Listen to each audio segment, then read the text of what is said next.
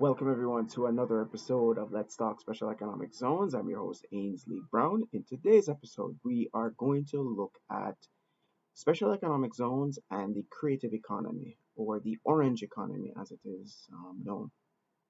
Now, this is a very important area, and for some economies, even more so than others. The creative economy cuts across, or orange economy cuts across many different aspects, from designs to traditional arts and crafts, to movies, to music.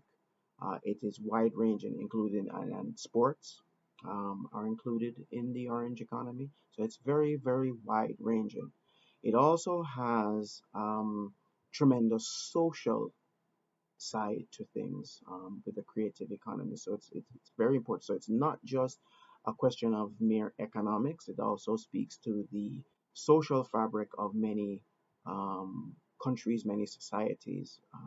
So it is a very important thing. Now, special economic zones, free zones, enterprise zones, foreign trade zones, depending on the jurisdiction that you're in and what they're called, can play a important role as a mechanism or a tool to develop the creative economy, or to formalize or to create a structure or a mechanism through which creatives can come and create and have certain incentives set up, which may not be exclusive to them, but be exclusive to the special economic zone. So other industries would enjoy similar type of incentives, or say the same incentives, but you would be allowed to have a space in which to create. Now, depending on the jurisdiction that you're in, you can have the zones that can be structured in a different way.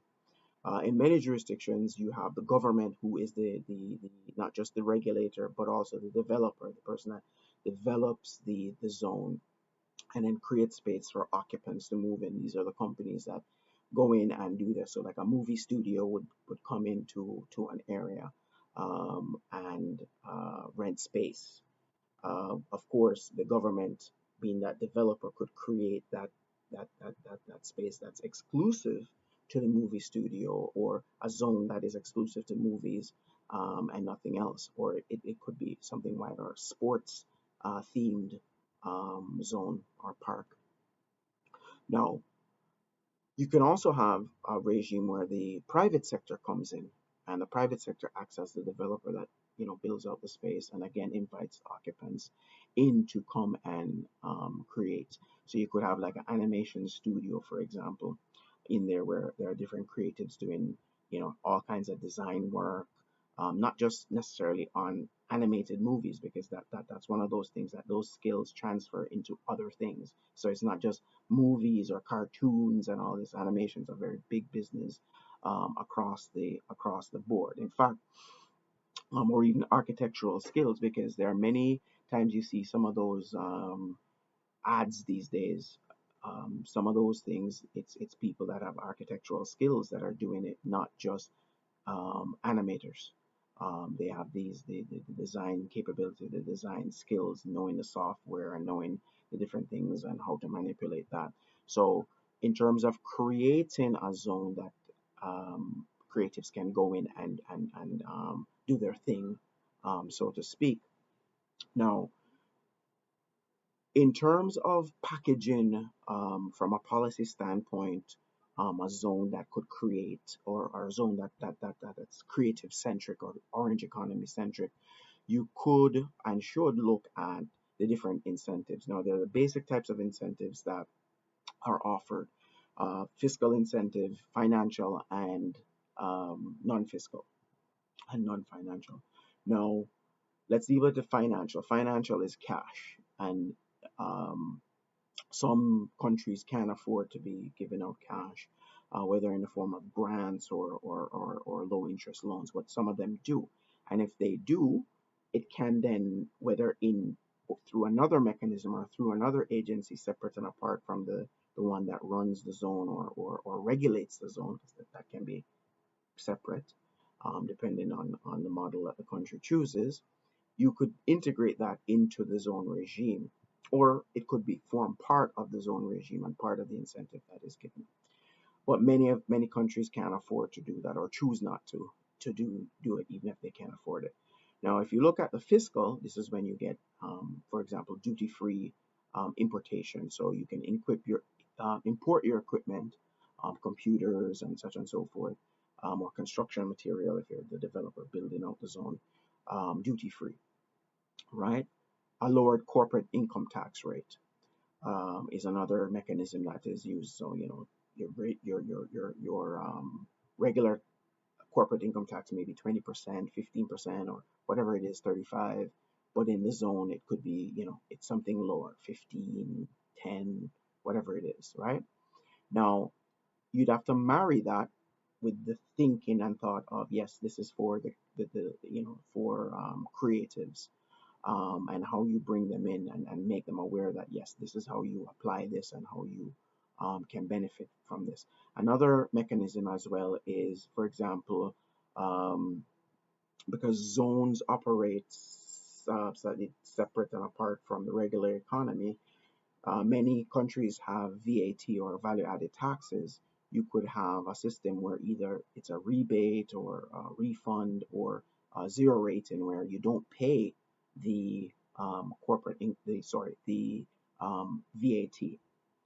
Again, that impacts cash flow and is very important to any business, but would creatives would definitely, I think, appreciate something like within the context, of course, of a special economic zone. Another one, and particularly for creatives, is research and development. And you could earn there's different mechanisms, a tax credit, um, or you on research and development. Another one is to write off or write down the capital equipment um, of creatives, which again would help to lower the initial startup costs for creative. So again, depending on what the government wants to do in terms of policy within the different countries, your different jurisdictions, um, they can or creatives can be welcomed or brought within special economic zones. So, for example, in South Africa, I know they have creative zone that's focused on film, and they've been very successful. As far as I know, I've watched several series that have come and been shot in South Africa.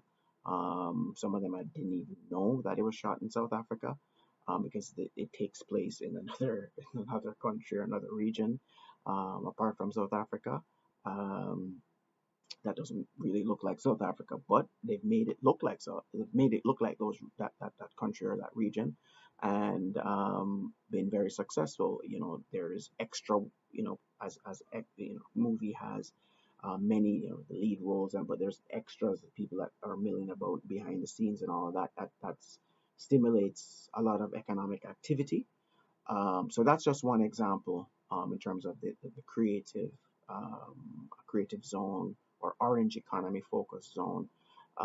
Again, you could develop um, a specific regime that's focused on that, or you could have a general regime in which the creatives which is could function in and thrive. And typically, that is what happens. That I've not come across any that are industry specific like that, apart from the ones that are government run, government owned, where a law is passed just to create that zone by itself, right?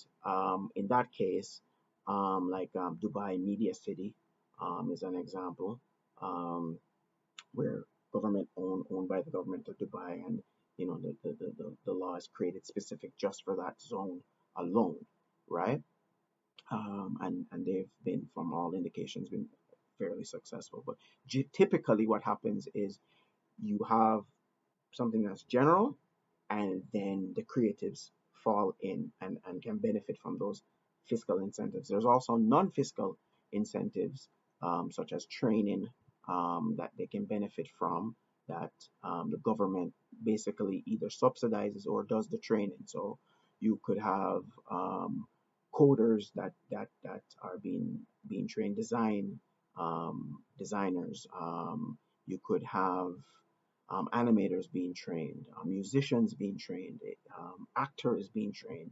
It all depends. There's a wide range of different things where either the government subsidizes the training for people to go or offers it for free for people. Now, the companies that facilitate the creatives and the creatives themselves, of course, benefit um, from those non-fiscal incentives. So if you liked this episode, please like, share, subscribe. If you want to see me do a particular episode or on a subject that's of interest to you, just leave a comment down below and I'll get right back to you.